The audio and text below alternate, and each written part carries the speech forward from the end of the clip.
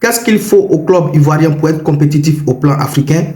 Les amis, cette question a fait l'objet d'un débat sur le plateau de la 3 à l'émission L'heure des tchatcheurs. On regarde, on partage, on like et comme toujours, on n'oublie pas de donner notre point de vue en commentaire. Comment redresser la barre? Comment permettre à nos clubs de devenir compétitifs sur le chiquier écoutez, international, surtout africain? Il faut renforcer, il faut que les clubs aient plus de moyens.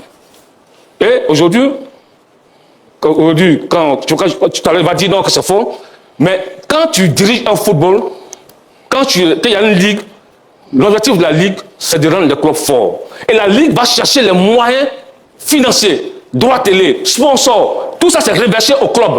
Quand tu vois tous ces pays qui gagnent là, l'Égypte, le Maroc, l'Afrique du Sud, la Tanzanie, autres, c'est des pays qui ont des ligues fortes. Et surtout des clubs forts. Écoute-moi. Des ligues fortes qui vont chercher les moyens, qui reversent ça, qu'on appelle au club. Et quand les clubs sont forts, financièrement forts, les clubs vont acheter de bons joueurs. Même quand ils vendent, ils vont acheter. Ils vont acheter de bons entraîneurs. Ils deviennent compétitifs sur l'échiquier continental. Monsieur Magat, ce que moi je voulais dire, comment on aurait devenir compétitif, il faudrait que les clubs ivoiriens cessent, écoute-moi très bien, d'être des comptoirs commerciaux et redeviennent des institutions sportives, monsieur Magat, en passant du statut de vendeur à celui de compétiteur. Parce que quand on voit le cas du FC San Pedro, mais c'est le statut de vendeur. Vous êtes focus... mais c'est le sujet, même à la SEC, les supporters se plaignent. Là, je suis d'accord. Le Roger Moyen vend tout le temps. Ça, c'est une réalité. On prend au stade, c'est la même chose. D'accord.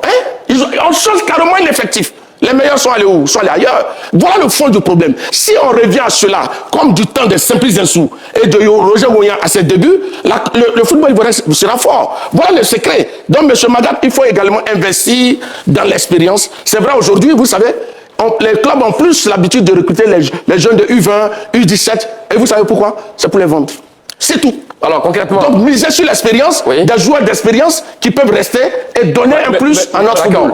Concrètement, la place de temps, malheureusement. Concrètement, pensez-vous réellement à la résurrection du championnat des années 90? Peut-on retrouver un jour le niveau du championnat des années 90? Oui, on peut. Il faut travailler. Il faut aller chercher de l'argent. Il faut des ligues fortes.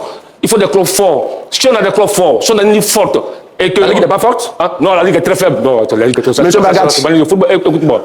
Tu vois, quand tu dis que tous les clubs vendent, je me répète, même le Real vend, le PSG vend. Mais il recrute de grands joueurs. Justement, mais voilà du problème. Parce que toi, aujourd'hui, tu dis que la SEC vend, ça me donne vend. Donc, voilà. Mais quand tu vends, tu achètes. Mais malheureusement, c'est pas le cas. C'est pas le cas, juste à ça.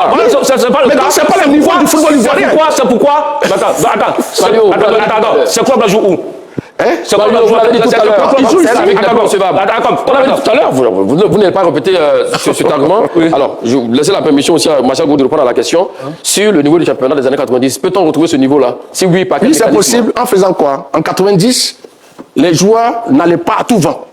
Ils étaient maintenus ici. Et encore, on allait chercher les meilleurs ailleurs pour faire une plus-value. Mais ce n'est plus le cas. Aujourd'hui, même un footballeur au berceau est vendu. Non, là-dessus, vous, Jean-Yves Choilio. Non, il est vendu. Manne financière importante pour les clubs. Mais non. Quelle manne financière? Mais les clubs sont des associations privées. Ce que la fédération donne, c'est des ressources additionnelles. Vous n'avez pas dit que la fédération doit donner de l'argent, forcément. Ce que la fédération donne, c'est les ressources additionnelles. Il faut que nos clubs se professionnalisent, eux-mêmes qui sont des entités privées, aient les moyens de leur politique pour maintenir les joueurs au lieu de les vendre à tout vent. Voilà les secrets pour permettre au football ivoirien de rester à niveau. C'est tout. Est-ce que vous savez qu'un club comme l'AFAT, par exemple, par saison, c'est 300 millions comme dépense, même Mouna également. Donc l'un mis dans l'autre, là, ça rejoint le problème de Charles demandé. Il faut aller chercher les moyens. Mais comment? C'est la grande interrogation. On espère avoir donc le temps pour revenir sur ce sujet qui intéresse évidemment le football ivoirien. On va vous écouter, Martial Gourou, pour vos 30 secondes au Japon. Le FC San Pedro n'a pas été battu seulement par l'USL Alger.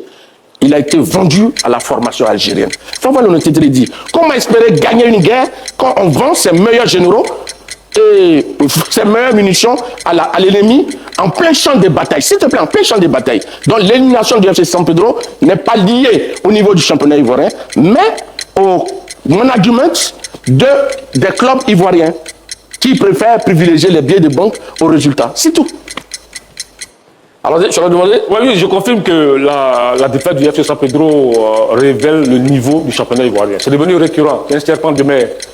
Depuis 27 ans, aucune équipe ivoirienne n'arrive à gagner un trophée continental. Ce n'est pas une affaire du FC San Pedro. Et ça fait désordre. Regardez un peu, sur 4 représentants, un seul à terre l'épaule. Et sur les 2 dernières saisons, le champion de Côte d'Ivoire s'est fait sortir au 2e tour de qualification. Ça, c'est problématique. Ce n'est pas une affaire de FC San Pedro, c'est une affaire plus profonde. Le niveau est très bas.